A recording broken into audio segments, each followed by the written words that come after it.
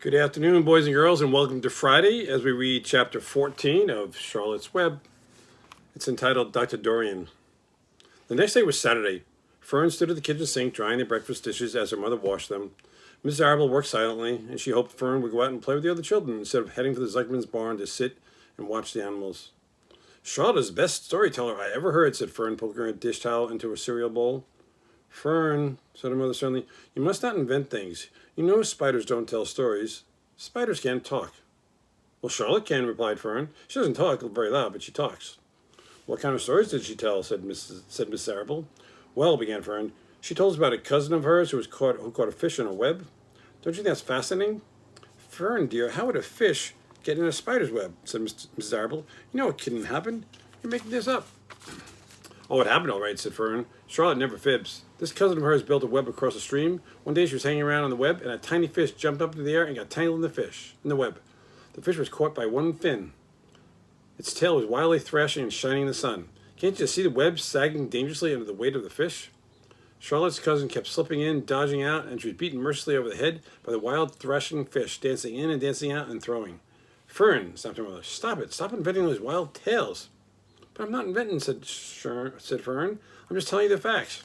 What finally happened? Asked her mother, whose curiosity began to get the better of her. Charlotte's cousin won. She wrapped the fish up, then she ate him when she got good and ready. Spiders have to eat, the same as the rest of us. Well, I suppose they do, said Miss Arable vaguely.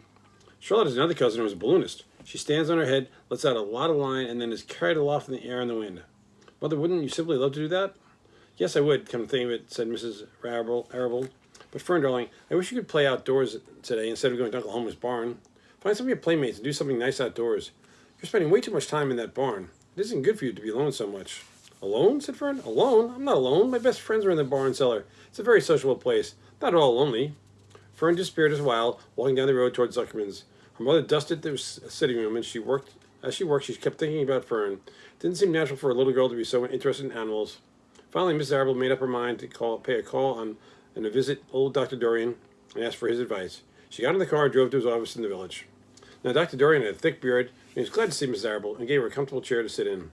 It's about Fern, she explained. Fern spends entirely too much time in Zuckerman's barn. It doesn't seem normal. She sits in the milk stool in the corner of the barn cellar near the pig pens and watches the animals hour after hour. She just sits there and listens. Dr. Dorian leaned back and closed his eyes. How enchanting, he said. Must be real nice and quiet down there. Homer has some sheep, hasn't he? Yes, said Miss Arable, but it all started off with that pig we let Fern raise on a bottle. She calls him Wilbur. Homer bought the pig, and ever since it left our place, Fern has been going to her uncle's to be near it. I've been hearing a lot of things about that pig, said Dr. Dorian, opening his eyes. They say he's quite a pig. And here's Dr. Dorian, and that's Fern's mother, Mrs. Arable. Have you heard about the words that appeared in the spider's web? Said Mrs. Arable. Yes, said the doctor. Well, do you understand it? Asked Mrs. Arable. Understand what? Do you understand what or how could there be any writing inside a spider's web? Oh, no, said Dr. Dorian. I don't understand it. But for that matter, I don't understand how a spider learned to spin a web in the first place. When the words appeared, everyone said it was a miracle, but nobody pointed out the web itself is a miracle. What's miraculous about a spider's web, said Mrs. Arable. I don't see why you say a web is a miracle. It's just a web. You ever try to spin one, said Dr. Dorian.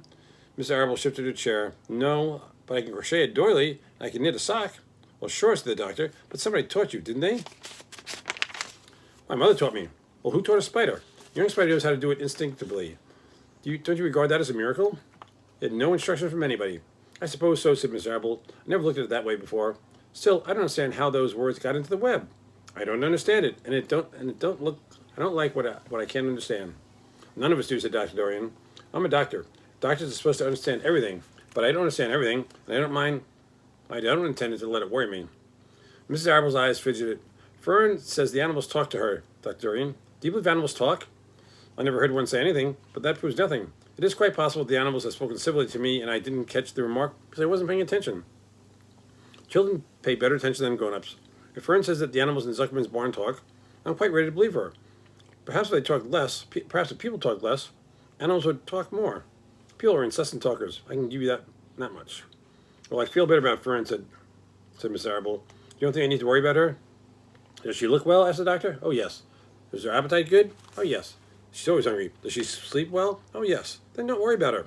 Do you think you'll ever start thinking about something? Do you think she'll ever start thinking about something besides pigs and sheep and geese and spiders? How old is Fern? She's 8. Well, said Dr. Dorian, I think she will always love animals, but I doubt that she spends her entire life in Homer Zuckerman's barn cellar. How about boys? Does she know about any boys? She knows Henry Fussy, said Miss Arable. Dr. Dorian's eyes closed again and went into a deep thought. Henry Fussy, remarkable. Well, I don't think you have anything to worry about. Let Fern associate with her friends in the barn if she wants to. I would say offhand that spiders and pigs were fully as interesting as Henry Fussy. Yet, I predict that the day will come when even Henry will drop some chance remark that catches Fern's attention. It's amazing how children change from year to year. How's Avery? He asked, opening his eyes wide. Oh, Avery? Chuckled Miss Arable. Avery is always fine. Of course he gets into poison ivy, and he gets stung by wasps and bees and brings frogs and snakes home. He breaks everything he lays his hands on, but he's fine. Oh, good, said the doctor. Miss Arable said goodbye and thanked Dr. Dorian for very much for his advice. She felt greatly relieved. And that, boys and girls, is the end of chapter 14. We'll do chapter 15, the crickets, on Monday. And that reminds me, you should listen for crickets tonight, or maybe some tree frogs. And tell me if you hear any. Send me a text or an email. Have a good night. See you later. Bye.